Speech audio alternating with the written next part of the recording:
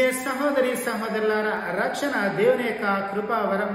రక్షణ పొందాలంటే క్రీస్తునందు విశ్వాసాన్ని కనబరచాలి.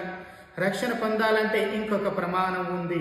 మత్తయి శుభవార్త 25వ అధ్యాయం తుది తీర్పులు, దర్శన గ్రంథం 20వ అధ్యాయం తుది తీర్పులు మనం ఒకసారి గమనిస్తే చేసిన క్రియలను బట్టి ఆ యొక్క రక్షణ తీర్పు విధించబడింది అని, మంచి పనులను చేయడం ద్వారా ఇదిగో పరలోక రాజ్య ప్రవేశం దక్కింది అని, అదే మంచి పనులను నిర్లక్ష్యం చేయడం వల్ల, అశ్రద్ధ చేయడం వల్ల నరకంలోనికి త్రోయవేయబడ్డారని వాక్యం చాలా స్పష్టం చేయబడుతుంది.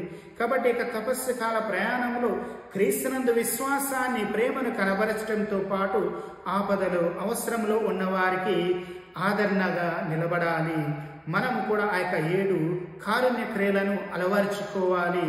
అందుకోసమే యాకోబు గారు అంటారు, చేతలు లేని విశ్వాసము నిర్జీవమే.